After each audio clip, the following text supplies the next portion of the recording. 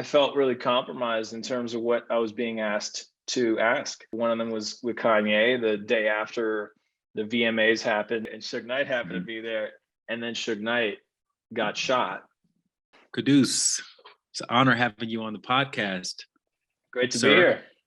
Great to be here, sir. I feel like this conversation was a long time coming, and it's ironic that it's happening now because it coincides with the debut of the recent Kanye West documentary on Netflix, which you obviously were featured in, and it was in a very pivotal way, I think, for that first episode to help to steer Kanye towards the platforms that he ultimately wanted to use to help him in his journey of becoming a rapper. So take us to that moment of you having your first interaction with Kanye. That's depicted in the documentary Genius, because that's kind of where we are right now, right? Yeah. What was your impression of Kanye when you first met him? Well, he was hungry. He was humble. He was hungry, and he was not going to hold back from sharing where he's at. He was very clear about, hey, I need a "you hear it first" segment.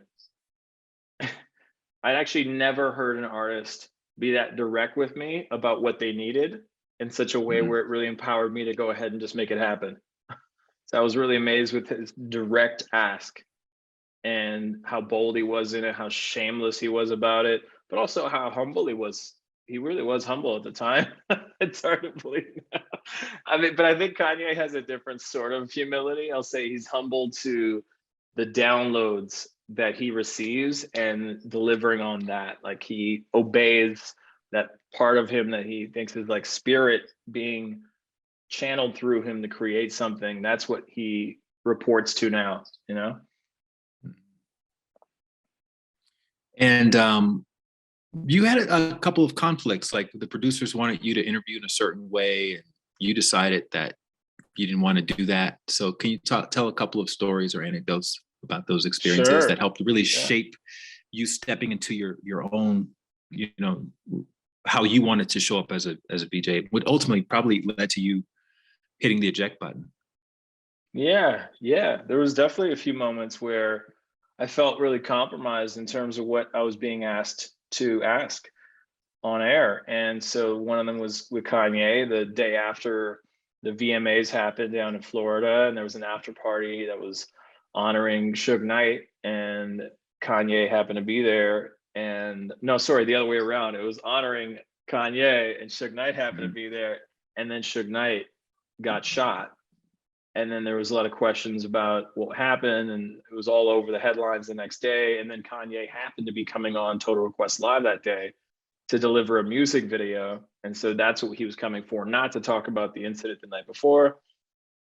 But that's what we felt like as a team people would want from an interview with Kanye the next day after something like that happened. And so sure enough, the producer was with Kanye backstage in the green room while I was across the studio backstage getting ready, not being able to understand exactly what happened in this conversation between the producer and Kanye in this pre-interview, where basically Kanye said to her flat out, I don't want to talk about what happened last night at all, because obviously he didn't want to get implicated in that in any way, shape, or form. Makes sense. He was only there to deliver the music video.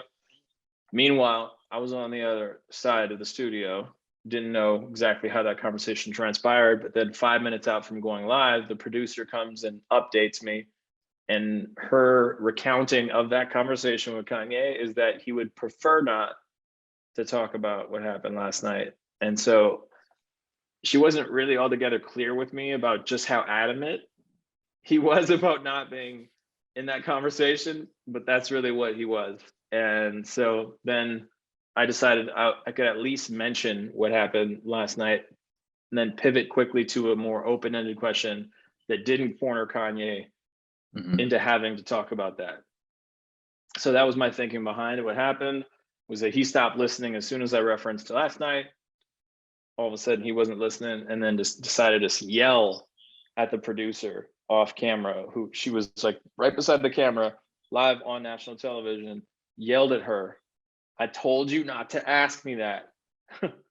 And so, awkward as could be on live television, I go, "Hey, okay, all right, well, let's go to the next video of the countdown." It's just so awkward. So once we both get off camera, we both look at each other apologetically about what just happened. It was mortifying. And that was a moment where I really had to check in with, how is this happening that a friend of mine comes on my show and then it gets weird like that? I had to really reconcile with that. So led me to ask a lot of tough questions and end up leaving the network. Mhm. There was also the incident with your hair, right? You decided to wear Oh your man. hair a different way. Yeah, yeah. So a producer from the show happened to be bumping into me behind the scenes as I was on my way out to do a dress rehearsal for this Total Request Live episode later on that day.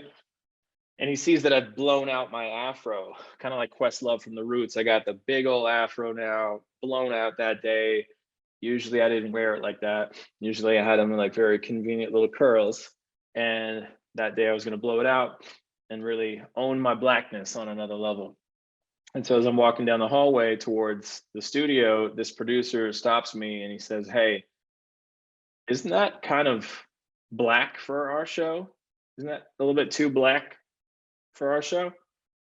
And of course, I didn't know how to respond to that.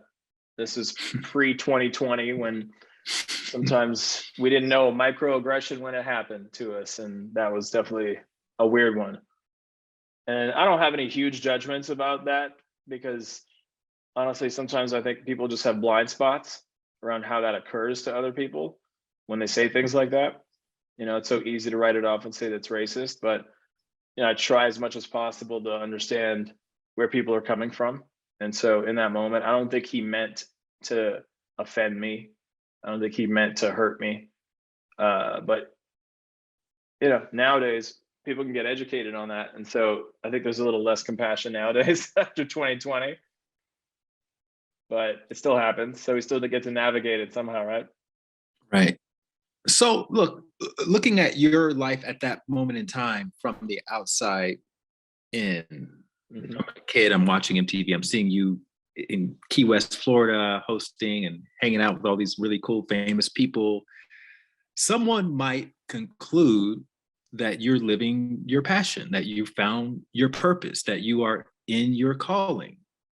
But Mm-hmm. talk about how you felt at that time. Did you feel like that was your passion, your calling, your purpose?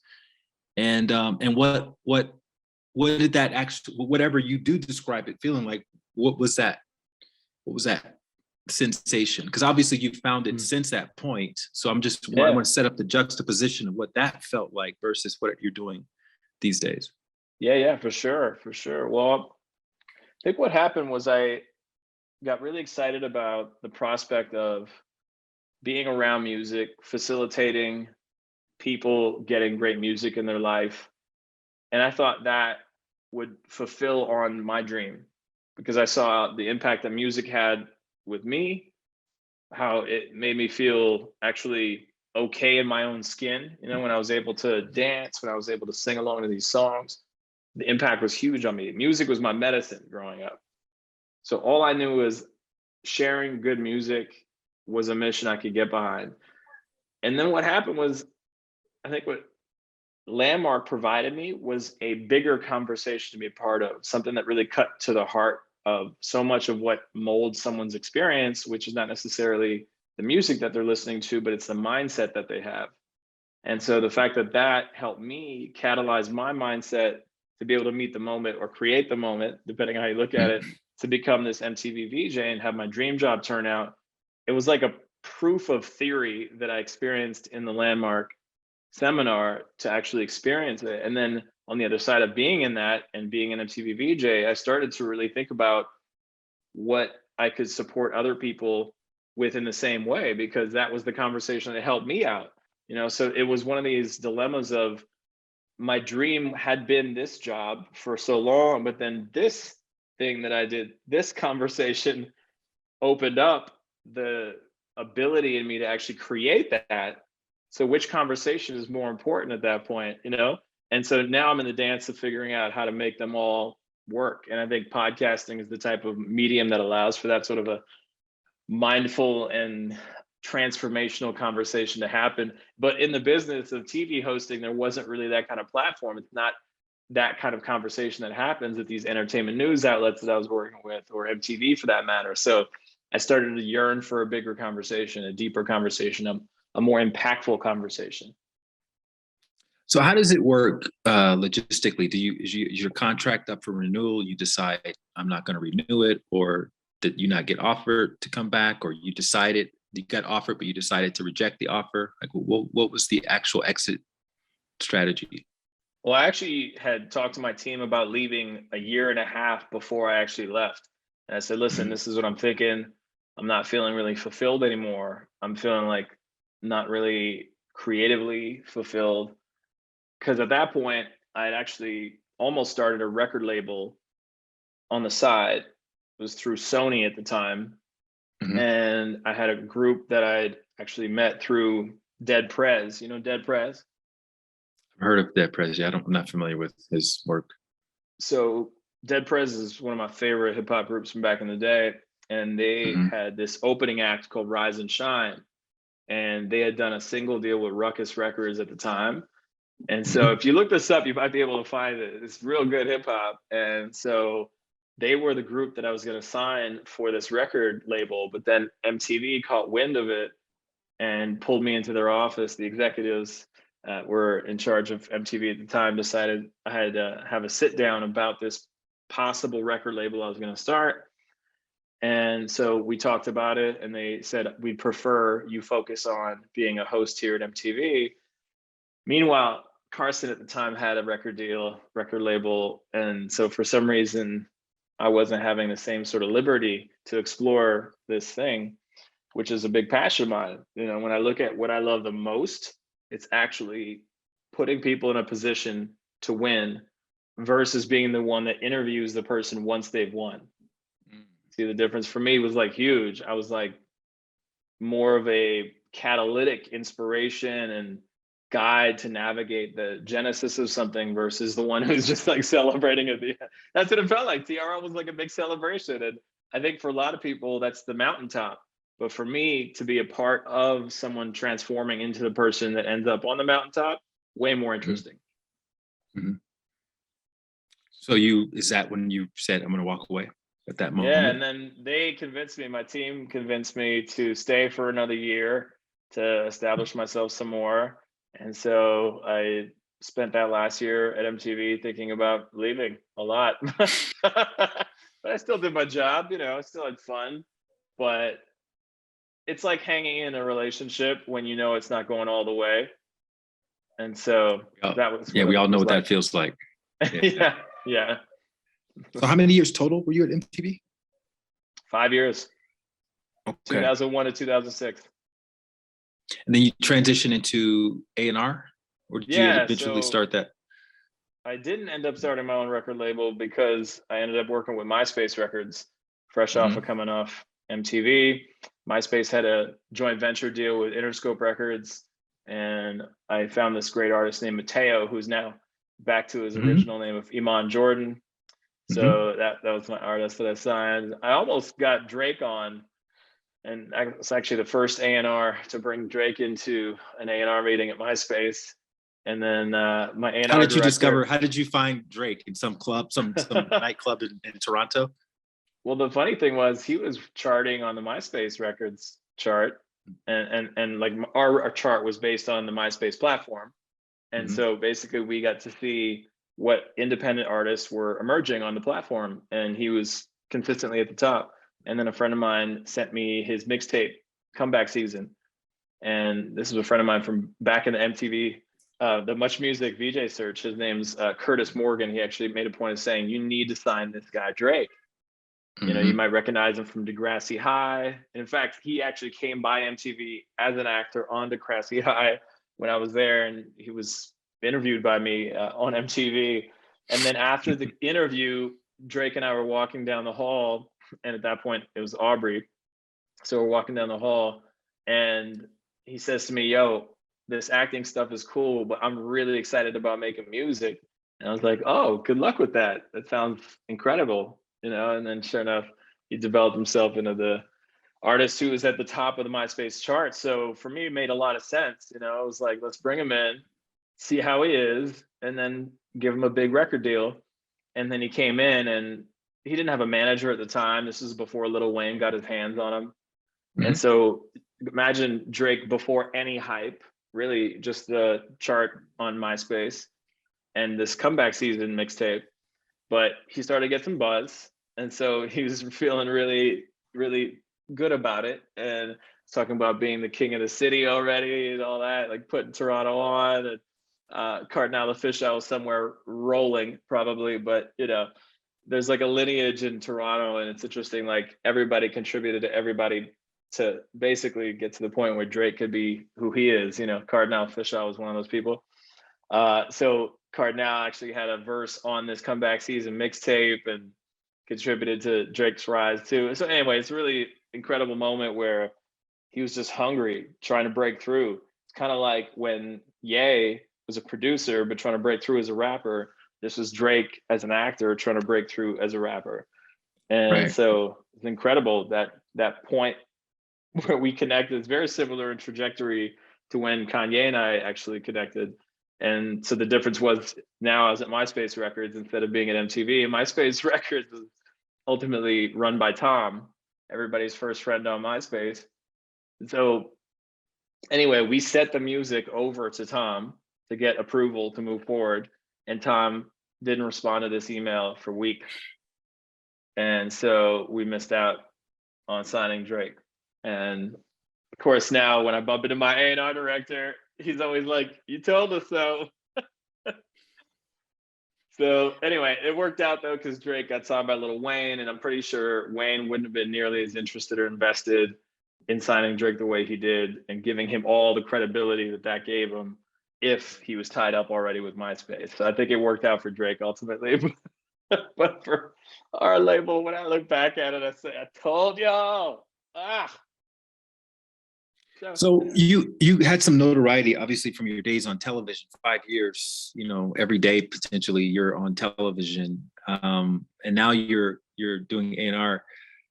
Would you say that you were feeling more fulfilled, or was it just a different type of fulfillment working in A&R? Like, do you feel like I found it now? Now I'm in my true purpose, or Yeah, did it always feel transitional? It was definitely something I took very seriously and loved being in the studio, working with artists like Mateo. We worked on a whole mixtape together, and it was incredible. I remember doing a poem actually as part of that mixtape, and perform a poem on this mixtape was incredible, and it started to light a fire for all the other things that I want to say.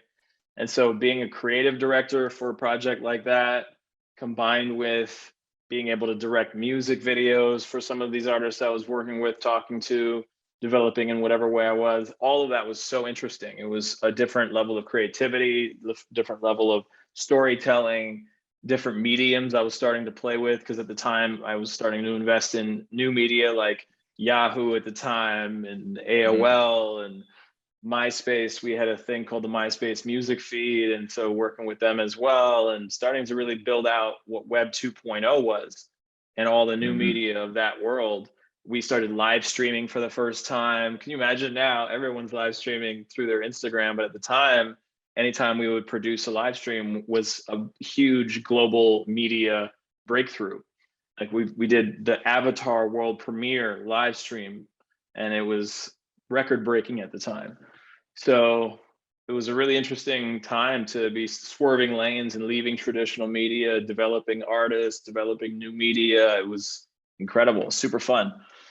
It was like surfing a wave. Yeah. What did you, Quddus, bring to the industry as an A&R, having had these experiences in front of the camera? Like, what were you known for? As what made you unique, or what was your perspective that you brought to that role that made you stand out? I think the fact that I had identified Kanye early was one of those things that helped everybody to understand my ear and how I was able to hear things first and be able to identify that they were going to cut through the noise and impact culture. That was probably the thing I was known for the most, and still am. So things like the Genius documentary coming out and showing everyone a moment like that and being able to connect some dots and introduce some people, and that being like the way that the traditional taste making would happen, right? It wouldn't be based on numbers that sometimes are inflated online. That's how a lot of A&Rs operate now. They just do it like math. But it used to be that we would really need to have that goosebump kind of thing and then move on it, Mm-hmm. It's a different time. You were also getting involved in different philanthropic endeavors as well. What was the inspiration for that? Well, there was a trip that I made with a friend of mine who's had great organizations giving solar generated lights out in Haiti. And so he had a bunch of us go down to Haiti with him and got to explore where my father's from and got to see what kind of environment people were living in, different kind of resources or lack thereof that people had. And so it really inspired me to think more about my social impact and what I could do that could make a difference in a more sustainable way, let's say. So coming back from that trip, I got involved with an organization called Generosity Water, which is now called Generosity. They have since created a whole bottle of water line. And so anyway, Generosity Water, Generosity was a really great cause and still is, still builds clean water wells all over the world.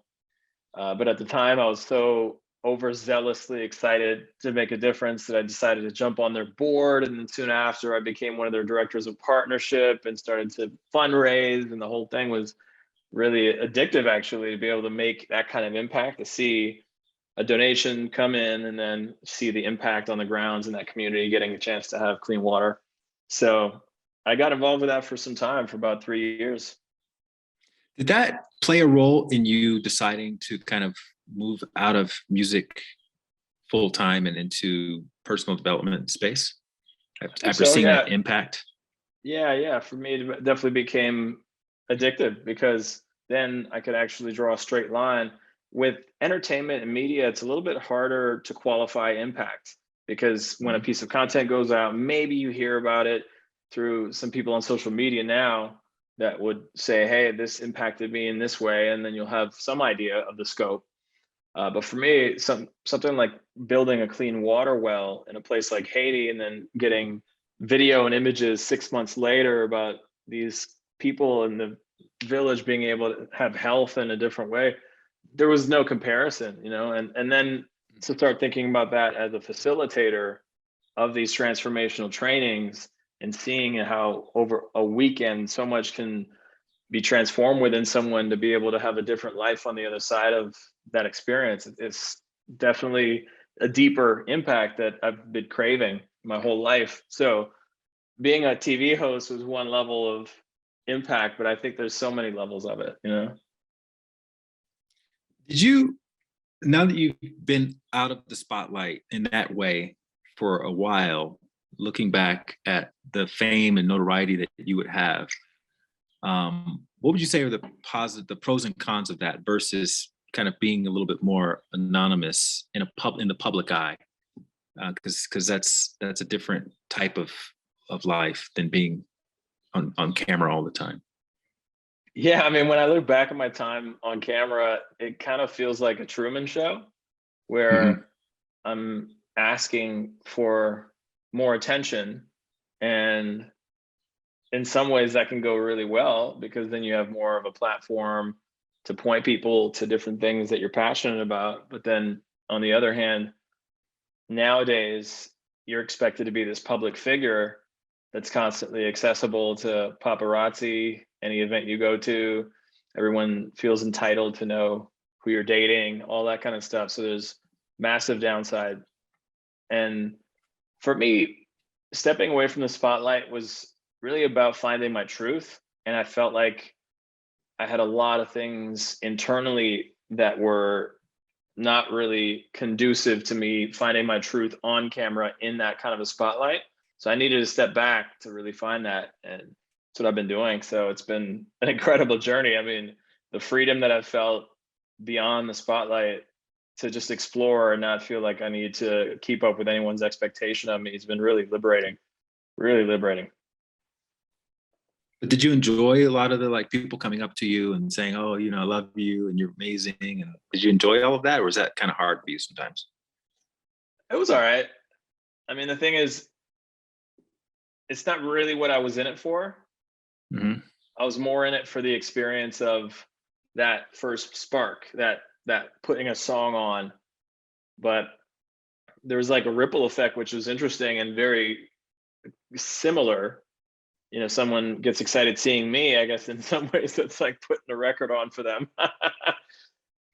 But it felt like it was about me in some ways, and I don't think I was really in a place to receive that kind of love because I still hadn't really found self-love at the time.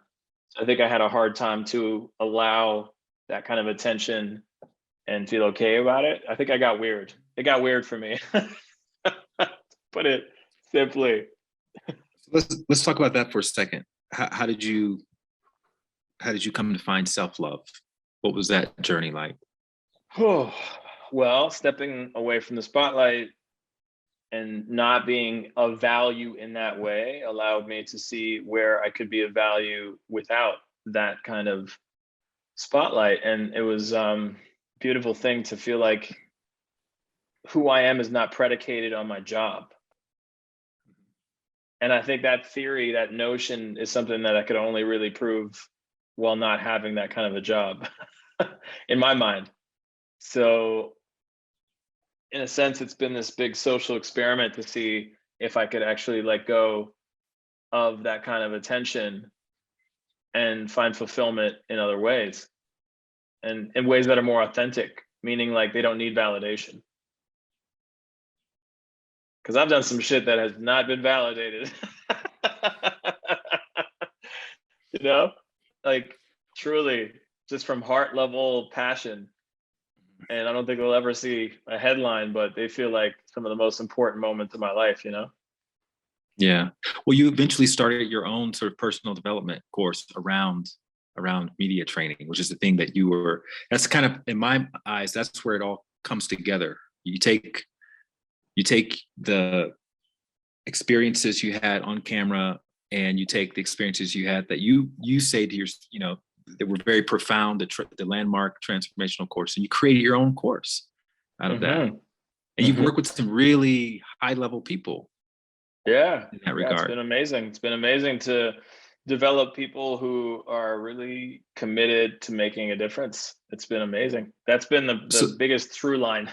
People who really have that earnest desire to make an impact. That's who ends up coming to these trainings with me.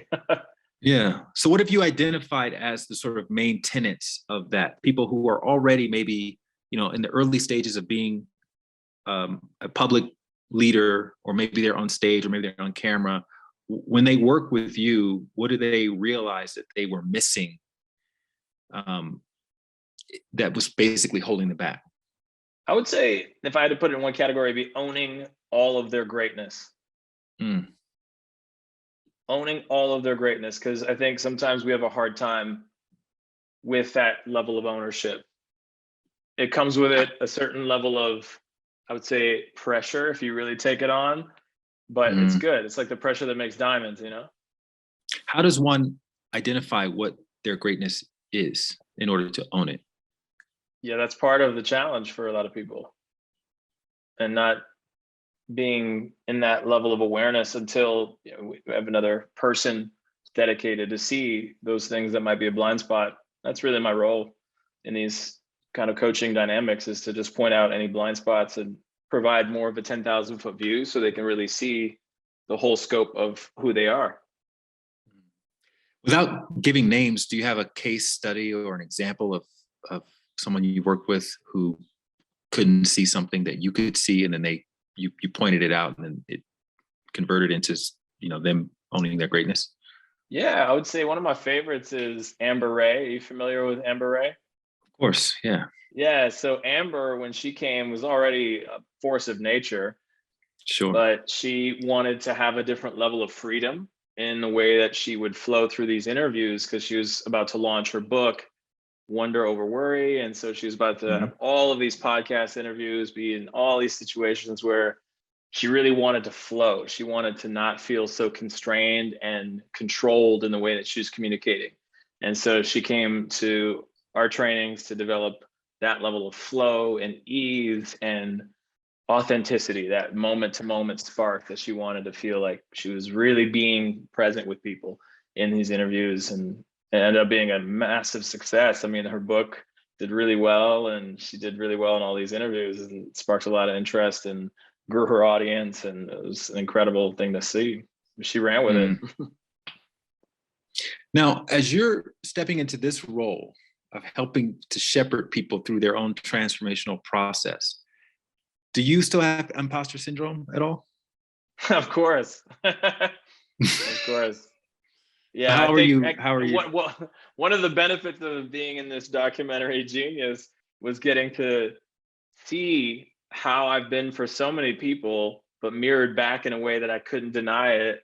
You know, I couldn't turn away and make up that I wasn't that guy, or I haven't been that guy for so many people. So that actually helped me to really own who I've been for a lot of different voices over the years. And, you know, especially that moment for Ye, it was so beautiful, you know, reflected who I've been for people back to me in a way that imposter syndrome had no battle with. When did you become aware of the documentary that was in development? It's funny, because I didn't even know it was in development. And so they premiered it at Sundance. And then I get a message on Twitter from this Time magazine writer who had been at the Sundance screening. And he asked if I could do an interview with him about my part in Kanye's journey. And he seemed like a cool enough guy. So I said, yeah. And then we did this interview where he told me about his experience of seeing the movie in Sundance. And I was blown away by the way he described it. And I, at that point, also saw like Carson Daly on the Today Show referring to Genius as biblical and not even being sarcastic about that. And so I started to get really excited about my involvement in the movie. And then finally, I just talked to Quddus about the fact that I had this interview with Time magazine, and I'm super curious to watch the movie. And then I got a preview link to watch it. And so anyway, the whole thing's been a magic carpet ride. It's been so exciting to be a part of. And I had no idea I was featured in it at all until it came out. And, you know, being in that screening of it, I was like, just brought back to that moment where that night Kweli decided to put Kanye on stage. That was when everything changed, because I saw it. I saw the guy that we all now know as Ye back then. And so, of course, when he asked to get some help getting on MTV, I was happy to help him. Well, it's also interesting because there's been a surge in interest about where's Quddus today. You know, you had this TED Talk, confessions of a former media influencer. And then I changed the title. It's The Truth About Fame. The Truth About Fame. And then there's the Vice article, Where's Quddus Now, or something to this effect. So it's like you've entered back into a very public conversation, and then this thing comes out. And do you remember Quddus having the camera, like when you guys were sitting on the it looked like you were sitting on a sidewalk or something, when you were telling him about Sway, and you know he was kind of talking to you about his experiences of getting more known as a rapper? Yeah, we were right in front of that venue, Irving Plaza, and he was about to rock. And then Tyler brought him on stage and did so that was that solid. Night. That was that night that you guys were talking. Okay. That was that night. Yeah. So, yeah. And you knew Quddus at the time from Zero. Was it Station Zero? Channel Zero? Well, I didn't know Quddus that well, but I just knew that Kanye always had Quddus around, and so I was fine with it because Quddus was so cool. Yeah. That's awesome. Yeah. So it was just fun. It was always fun. Ye always had a lot of energy, and Quddus always had good energy. Always a pleasure to have around. So it's great coming up together. You know, that's the way I look at it. Is that basically I had gotten in the door a couple years prior, but at the time the people that I started to hang out with in New York City at the time was all the people that built up that community, that hip hop community. Was Dead Prez. I remember going to a Dead Prez show when I first got to New York, and hanging out with all of them made me feel like, oh, all right, so New York is a new city, but at least the thread that I can feel good about is hip hop. You know, this is the community that embraced me when I first got to New York. You know, Most Def, Kweli, like all of us came up together, you know, running the streets. There's a photo I saw of us backstage downstairs at SOBs after a concert. It was Pharoah Monch, it was Consequence, it was Kweli, it was Most, yeah, Ye was there, Mad Skills. I mean, you know, there I was with my big old afro. Amazing time to be there in New York City and to be into the hip hop community. It was amazing. So that moment that they captured in Genius is how we would do. We would always look out for each other. I remember even years later when I first moved to LA after leaving MTV, I was getting into a club and Kweli was having a hard time. We didn't even come together, but there I was going into the club. I see Kweli trying to get into the club, and of course I come out and get him and get him into the club, and that's how we always did for each other. It was a solidarity, you know. So great brotherhood, and that's what Genius is for me. Is looking at how the brotherhood played out over the course of his career.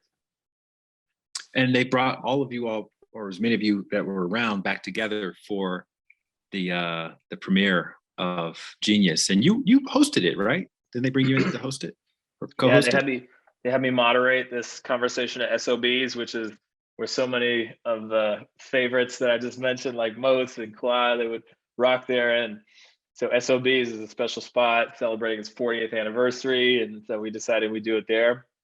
And it was a great conversation with the guys who directed it, Chike and Cootie, some of the cast, and we had Consequence rap at one point. We had Jay Ivy do that verse that he did from Never Let Me Down, College Dropout album. And we played some clips from behind the scenes that weren't in the movie that aired on Netflix. So Cootie had his laptop was out and he was just pulling clips, like random clips. One clip from him and Diddy in a session. And it's just wild, the kind of footage that's not even in the Netflix version that is still available. And Cootie was really generous that night. So it was a beautiful night. We celebrated and we all felt like, you know, after all these years, there was no love lost, just all family. I've only seen the first two installments because I don't have the preview link that you had, but as I've been watching it with a big smile on my face because I can, you know, I recognize obviously a lot of the faces and I just think it does a really great job of contextualizing the journey, you know, that journey of kind of like what you described in your childhood, like you picking these fights with your brother and you guys wrestling it out, even though you knew he could beat you, but maybe there was a glimmer, a little tiny bit of hope that maybe you would prevail. And it's like that whole steel sharpens steel type of mentality, you know, like, I don't want to wrestle with somebody who I know I can beat. I want to wrestle with somebody who is going to make me stronger.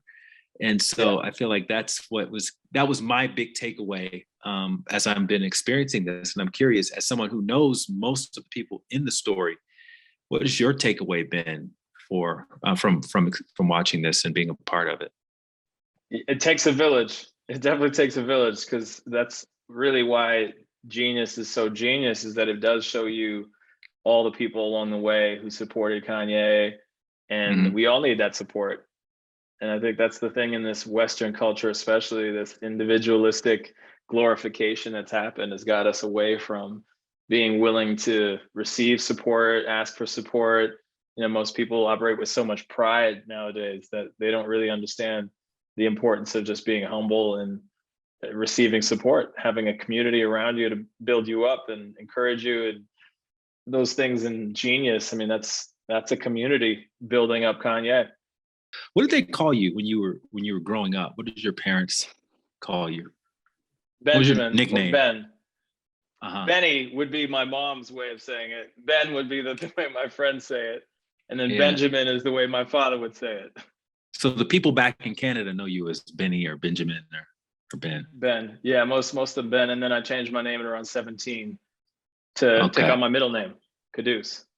Yeah, Yeah. that's Yeah. really interesting. So talk about growing up, man. What were some of your favorite toys or activities when you were a kid? Because you were only child, right? No, I have an older brother.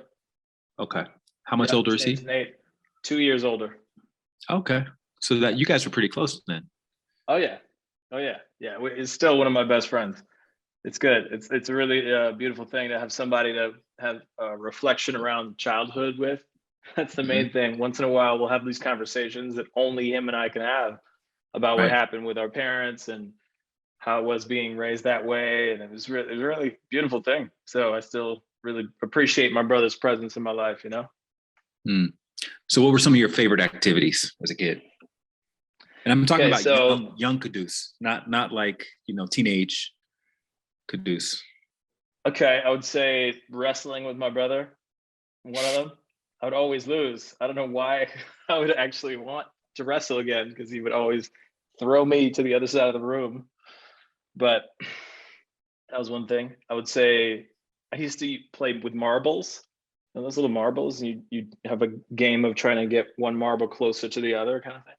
Mhm. I'd play marbles a lot. I would also look at insects around like they were in my science lab and try to figure out what their lives were like.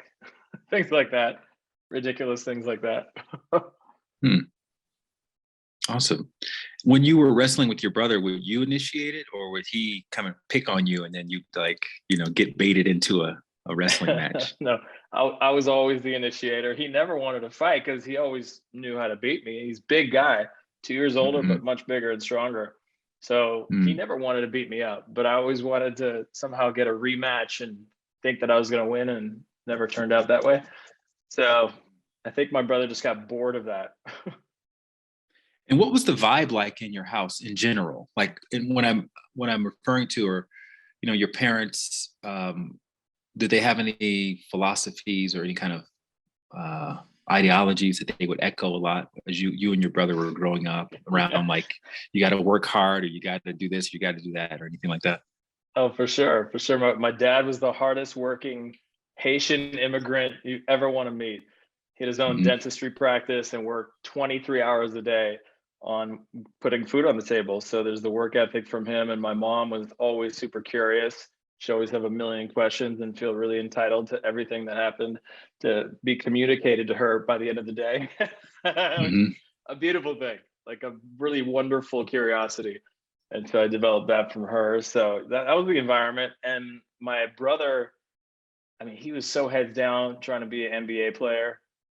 And Wow. so it was great to see that focus. And then he got injured in his last year of university pretty badly. So he got into coaching after all. But yeah, he was on track to be a pro ball player. He was really, really gifted. And so his focus around that was incredible to see. So between those three influences, it was a pretty inspired house. And if you had to identify a track that you were on, what would that track have looked like as a kid, as a young person? A track? Oh, well, I was basically the class clown. And so I was on track to basically be homeless and not functional in society. No, I think that the main thing I was on track for is a good time. I always had a good time. I always wanted to give people around me a good time. I was a DJ through high school, and then I became a VJ on MTV. And then I started to do artist development and more other things that would be the genesis of a good time. But that's Hmm. basically the through line, is like always wanting to bring joy in such a rhythmic way most of the time, and then it evolved into self-development and making that a little bit more fun. And so that's been the through line, I think, more than anything. So I want to fill in some of those gaps for the viewers and listeners. You used to make these playlists for the basketball team. Yeah, because I wasn't really a great basketball player and I wanted to add value. Since I was on the team, I decided, since I wasn't going to get playing time, I was going to invest in putting together a mixtape so that we can at least have something good to warm up to, bring that good Hmm. time. And so that was basically the genesis of my life as a DJ, was just trying to add value like that. And so that spun into being a campus radio DJ and all of that. So anyway, that was the genesis of my whole career. And what was your relationship with Much Music, which was Canada's version of MTV? Like, I used to watch MTV and VH1 growing up, and that was basically where you saw the popular songs get played, and the videos get played over and over and over. And then there was this thing called the box where you could actually request a video. And so it was a very big part of my childhood. And you and I are not that far apart age-wise. So, but I wasn't familiar with Much Music. Was that something that you would invest hours and hours every Oh my day God, or every week? If there was a degree in that channel, I would get a degree and have a formal education in that channel, because I watched it more than I did my homework. That's for damn sure. So yeah, absolutely. Much Music was it. Much Music was the place where I watched guys like Master T, who was my favorite VJ on Much Music, and he would interview people like Madonna when she came through, and he had this really amazing style. He had these long dreads. He's a black man with these bangles all on his arms, and he had this unshakable cool no matter who he's interviewing, and he always got the best out of people. It was amazing. So that was one big influence. But yeah, Much Music was a big deal. There was a show called Rap City. That was where I saw so many of my favorite MCs spit, and so that was an incredible show. Yeah, that was the best place for music and culture in Canada. Would your friends at the time, would they have described you as being an outgoing person? Were you an extrovert, or were you introverted, or what was your social archetype like in those days? I think I was an introvert, but I felt like I needed to be an extrovert. And so I was always straddling that part of myself that needed to be alone, and then the other part of me that needed some validation to fill up this like notion of success in the world, I think on some level, at the beginning of my life. And then, eventually once you get done proving yourself or thinking you've proven yourself. Anyway, so that's what that's about. Mm-hmm. Okay, so now you're at University of Ottawa, you're studying philosophy. Philosophy is not exactly the career, the major you choose to go into music or entertainment. So what was your thinking? What was your thinking around that choice? Well, at that point, the best books that I'd read were philosophical. There were books like Seat of the Soul, Conversations with God, all sorts of books. I mean, it was really Conversations with God that had me really thinking more along the lines of, that's the conversation I want to have more of. I want to get to the heart of some of these different traditions. And so philosophy was a way to get to that. And people like Alan Watts and Joseph Campbell, I mean, these are people that I studied basically my last couple of years of high school. And so when it came time to picking a major, that seemed like the right pick. How does someone in high school come across Conversations with God and Alan Watts and this kind of thing? I think it was really just digging in deeper with a lot of the people I was inspired by. Like if I were to listen to Lauryn Hill, for example, and then she'd reference something that she got from one of these books, then it would have me read that book, So for any given hip hop icon I grew up on, like KRS-One, for example, was one of my favorite rappers. If he referenced something, I would look it up and research it. So that's mostly how I came across different thinkers like that. It's crazy, right? So rap was your gateway to spirituality. Yeah, in a sense. Yeah, if you listen to the right hip hop artists, that'll get you right. Right. So again, something else that you and I share that I don't think you knew about is that I actually auditioned to be an MTV VJ back in, I think it was in 95 or 96 or something like that. This is back in the Real World days, back in the Beach House days. Yeah. And I didn't get selected. What do you think it was? Why do you think you didn't get selected? It's funny. I'm going to ask you about that. But knowing what I know now from just having been around that industry, living in Los Angeles, I wasn't as confident in my own authenticity, my own uniqueness as I am, say, today. right? Like today, I'm unapologetic about being myself. I'm more honest about myself, about being myself. Back then, I was more of a caricature of what I thought they wanted to see in those auditions. Yep, And I can now relate. what I realize, if I'm just myself apologetically and opinionated and saying things that may not, be conventional, that I truly believe, that probably would have, because I had the look for it. I just didn't have I wasn't secure enough in myself. Okay. Yeah. So anyway, Same you way I had was, the, same way I was. That's the exact same way I was during the Much Music VJ search. You just yeah. described So, the experience of being on camera for the first time nationally and definitely feeling like I needed to put something on and not feeling like I could uh-huh. just be myself. hmm Same thing. What made you even think you could be a VJ, being a self-described introvert? Like, why would you, was it about the fame? Was it about the money? Was it about the chicks? Like, what was your main motivation? It was the music. It was the music because I was a DJ. Remember when I got into university, even if it was just one semester, I was at the campus radio station and I was actually a DJ. I wasn't really the host of the show. It was my friend Sam. And so when the VJ search was announced, I really didn't think too much about doing it because I was a DJ, not the one on the microphone for the most part. And then my brother had the notion that I should submit a demo reel, and he encouraged me enough to get on camera and film the demo tape. And then I put together the answers for the form and then sent it off, and I got chosen as one of the finalists. And lo and behold, when I talked to a producer who was in charge of choosing the finalists, they got flown to Toronto to do this live on air audition. She said to me, the reason why they chose me was not necessarily because of my video. It was because I wrote what I wrote down in the form. It was, she said, it indicated that I knew who I was. Mm. And so anyway, it was interesting that it wasn't necessarily the video that got him. And so what was that final audition process like for you, if you can remember? Were Yeah. you did you bring all that confidence with you into the process, or?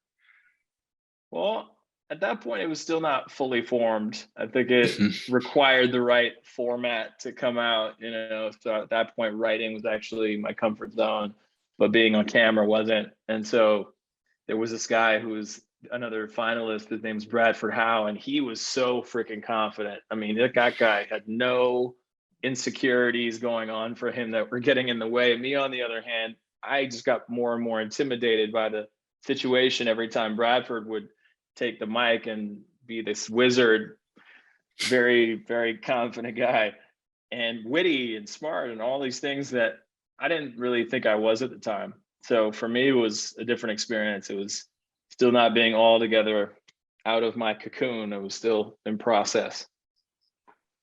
And so I ended Did up you know? being the runner-up. Did you know after your audition that you didn't do as good as you probably could have, and you probably are not going to get selected, or do you think I'm still going to probably get selected and have my Well, hopes up? what's crazy is that Much Music was taking votes from the Canadian audience. And so I was under the impression that I was actually winning. And it turns out I did have more votes than the guy who ended up getting chosen. So the executives at Much Music decided to not take Canadians' votes into account and chose this guy Bradford anyway. A little So Bradford got controversial. it. Bradford got it. And so I look back on it and I think I gave it the best that I had to give. But at that point, I really hadn't found my voice yet. Yeah.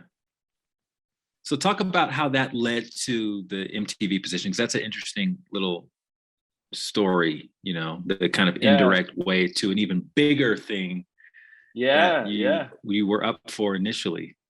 Yeah. So coming off the VJ search, I didn't feel that disappointed because I had an intuition that there was something else coming down the road. And so sure enough, I was visiting my old manager at the CD store that we used to work together at in my hometown. And now he was in downtown Toronto managing this other branch of it. And so I walk into the store just to check in on him, say hi. And he hears about the VJ search. He saw some of it.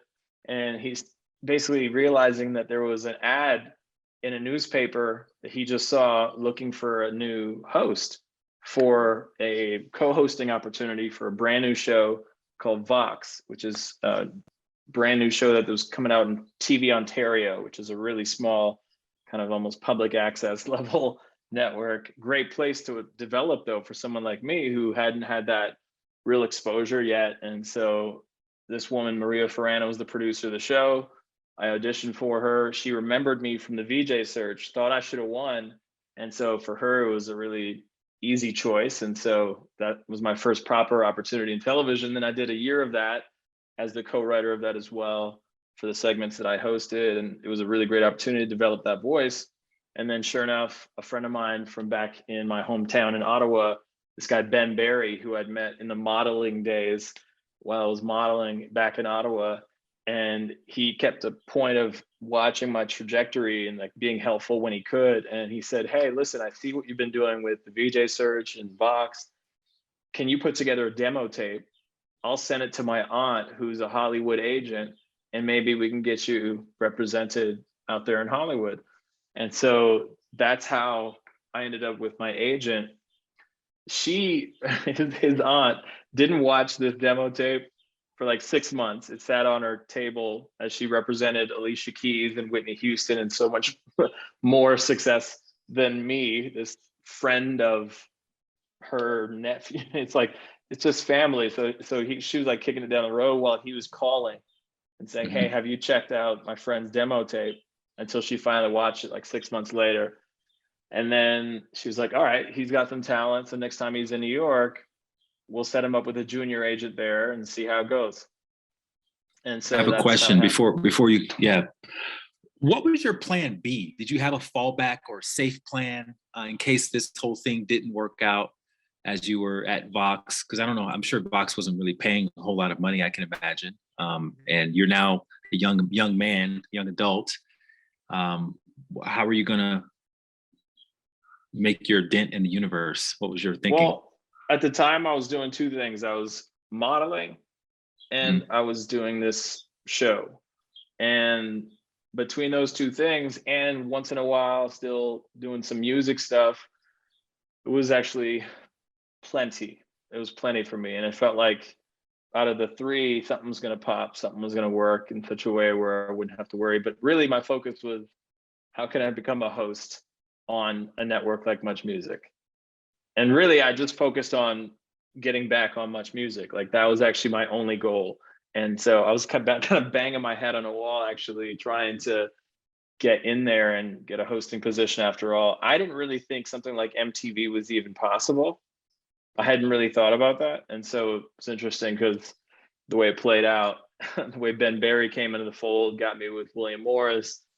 And then being in New York, getting the meeting with MTV meant a quantum leap.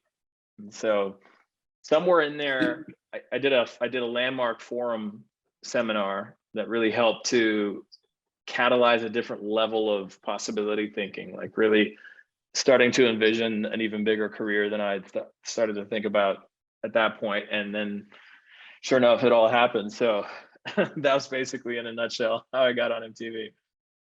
So that's interesting. I didn't know that part about the story. You did a personal development course, one of those weekend courses. This one was landmark. There are others out there.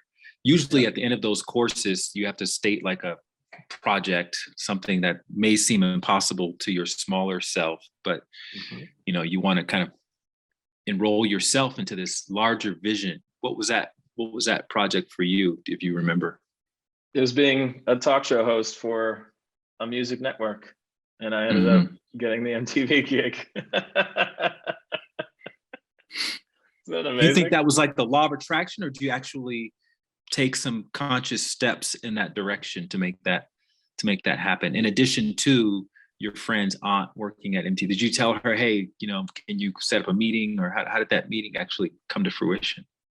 Yeah, so basically when she saw my demo tape, she said, okay, you know, set up the meeting with the junior agent. Boom, I walked into the meeting with the junior agent. It's got Kenny Goodman, who's now representing the biggest stars in Hollywood. He's at the time a brand new agent. And within 5 minutes of sitting there and talking with me, he was like, you'd be perfect for MTV. Let me call my guy, Scott Venner over there, who's a talent development executive. Got Scott on the phone, convinced him to see me the next day. and boom. So that's how that happened. What was it about you that you think he saw that made him think you'd be perfect for MTV? I think he saw someone who was really passionate about music, because at the end of the Mhm. day, I didn't really look like any VJs that had been on the network at the time. I had this big, really wild looking sideshow Bob afro going on, and it's really bad style. Actually, it's amazing that you saw past that. It was like really bad style. I saw the audition tape photo the other day. But anyway, I think it was definitely the fact that I really love music, and I talked about it with so much passion, so much enthusiasm. And I think that's ultimately what had me cut through the noise. Because at the time, they weren't even looking for MTV VJs. They weren't even looking to cast anyone new. And so I think it was a refreshing take on what it meant to be an MTV VJ at the time for me to come along and just be so passionate about music. That was it. I was like a true DJ at the time. And so that was really my reference point for what I was going to be talking about, was how much I love records and music. And that was it. And I think that really cut through. Also, it sounds like you were a bit of a philosopher DJ, right? Like you've been studying all of these esoteric and Eastern texts and philosophy. So it's inevitable that some of that may come through your passion or your questions that you ask to the artists. Do you think that that also played a role in sort of Yeah, making you stand out above whoever else they were considering? I think so. I think so. My approach was definitely a very humanitarian approach to interviewing Mhm. and making a point of platforming people in a way that was really wanting to depict them as they are and not trying to Mhm. spin anything, you Mhm. know? So I think that definitely was one of the ways that came through. Yeah, that's a great, great question. So were you surprised when they offered, when they created that position for you at MTV? I definitely wasn't expecting it. And so when I walked out of the office, matter of fact, I didn't think I did particularly well because Scott had a poker face the whole time. And Mhm. so I didn't know what to make of that. And I made up that I wasn't charming enough, I wasn't funny enough, I wasn't smart enough. And I walked out of that office thinking, nope, that ain't happening. And then sure enough, 2 days later, Kenny Goodman called me and said, hey, they want you to become a VJ. Yeah, Life Eddie changed Murphy has forever. this anecdote when he interviewed for when he auditioned for Saturday Night Live back in the 80s or whatever it was. He said that there were the three people who were in charge of casting for Saturday Night Live, and they said, "Okay, say something, do something funny." And he does this like this bit that he thought was hilarious, and he said the only reaction he got was one of the guys that goes, "Hmm." I And did he one walked thing. out. I did one thing in the interview with this guy Scott that elicited a response from him, because he asked me the Mhm. question straight away. He asked me, "Why do you want to be a VJ on MTV?" And I go, "Well, because I can't sing like Maxwell, and this is the next best thing." And so at that point, he laughed, and I thought, "Okay, I'm not bombing that bad."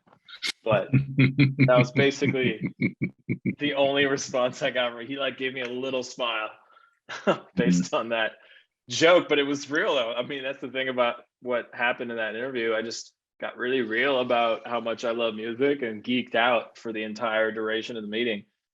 And Mhm. that's what made the difference, I think, ultimately. So I think for anyone, listening, I think it's so key to just own our passion, own our Mhm. enthusiasm for something, and try to temper it for other people's frequency. It's like really Yeah. allow for that.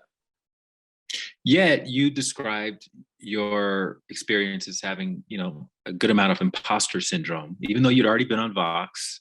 So you already had some reps under your belt, so to speak, with VJing and stuff.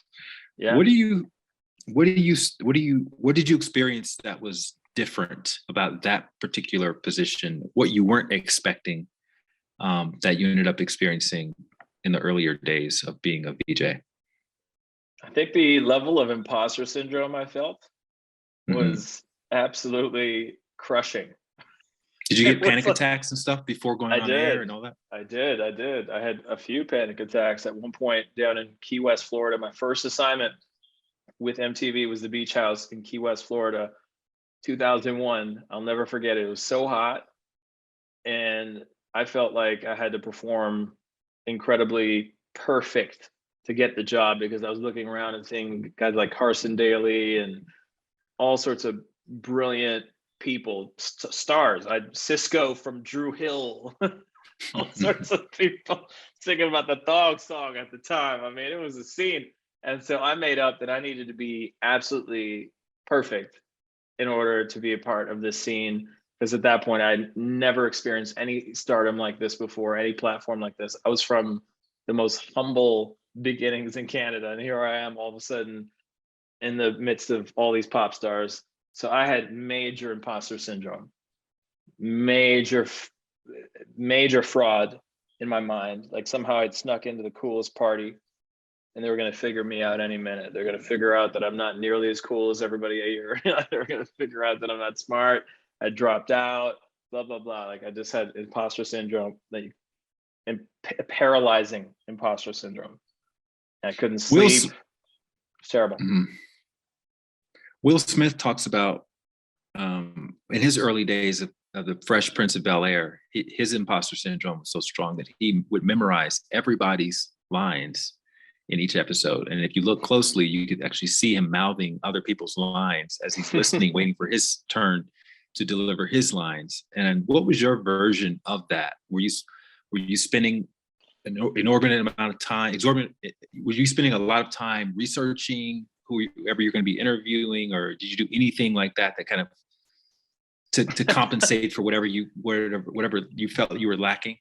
I wish I had a script like that to work off of and spend my time putting my focus on something productive. No, I had all the time off of the world. I only had these small segments, maybe every couple of days. And so mine was like a situation where the idle mind was the devil's playground, you know? And so anyway, I didn't have anything I could work on like a script. I basically didn't even know if I was going to be interviewing people, so I couldn't necessarily prepare for that. So it was just me hanging out in Key West, Florida, walking the streets, trying to make the best of my time. And I suppose I could have figured out some other hobby to develop myself in that direction, but no, I just basically imploded instead. Well, Carson gave you some advice, some career advice when you took over. I did ask Carson. I said, "What kind of advice can you give me?" And he goes, "Oh, be yourself and have fun." And that's it. And don't date girls in the industry. That's the other one. Don't date girls in the industry, because he just come off some really bad breakups. And so anyway, that was my advice for my mentor of sorts for the moment. So funny, when I was going through the insomnia and people were hearing about these panic attacks of me fainting backstage and all sorts of stuff, Carson sees me walking in the parking lot as he's pulling out, and as he's driving by me, stops, rolls down his window, and he goes, "Hey kid, I hear you're having a hard time sleeping. Try smoking some weed." And then he drives off. I'm going to ask you a hypothetical that's going to be probably a little weird. But say Kanye hired you to give him media coaching. What would you advise him? I would actually point him to a meditation teacher like you. Well played. Yeah, I think that would actually be great. All right, let's make it a little more relatable for people. Let's say somebody's listening to this and they want to tap into their genius, right? Having had all the experiences that you've had at this point, what would some of the suggestions be? Just blindly, not knowing this person, obviously, but I guess more general suggestions for people who want to really step into their own genius. I would ask the question, what is lighting you up the most right now? Mm-hmm.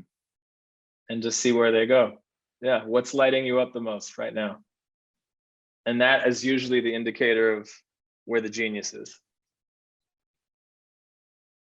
What's lighting you up right now, Quddus?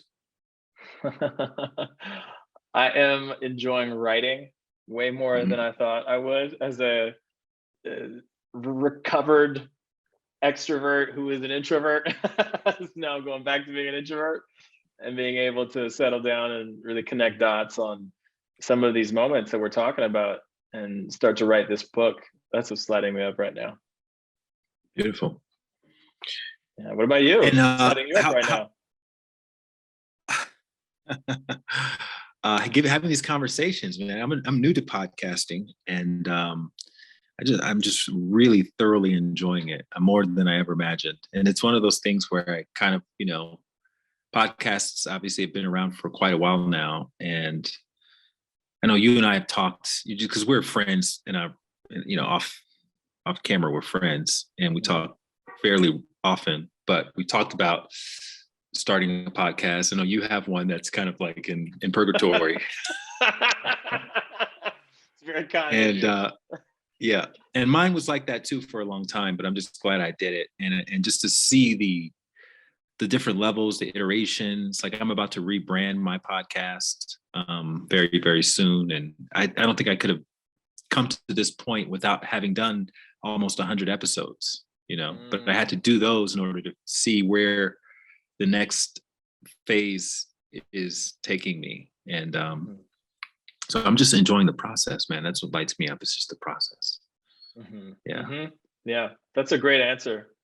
It's a great answer. I think the process is the only thing that we can really control, right? Like the outcome, we never have control over. That's right.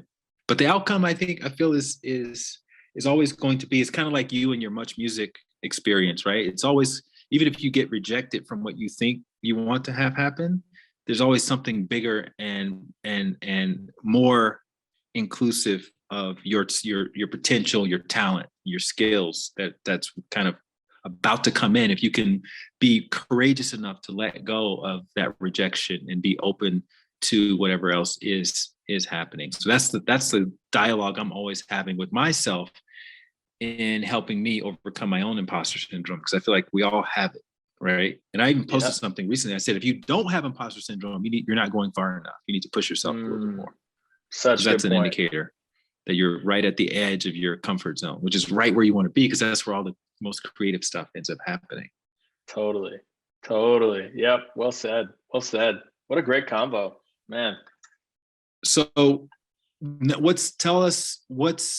how can people experience Quddus today? Like, what's the best way? You have a podcast in development, you're writing. Well, I've got a mastermind. I'm leading a mastermind called the Creator Incubator.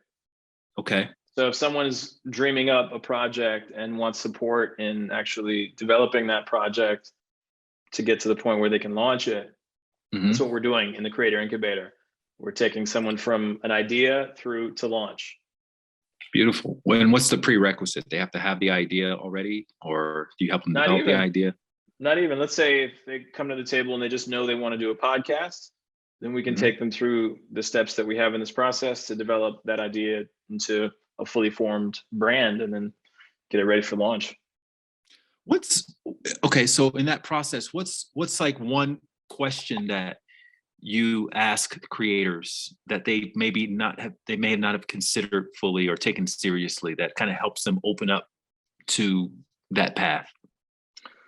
I find the question of what part of themselves they're ready to own being really helpful, because then they get to thinking about, okay, what does this project represent that I can own now? Because generally it means that they're actually sharing a part of themselves that is an evolution. It's like putting a flag in the earth for who they are now versus who they were 2 years ago in some ways. So generally that means they got to really alchemize some element of what their evolution is adding up to for this podcast or whatever it may be.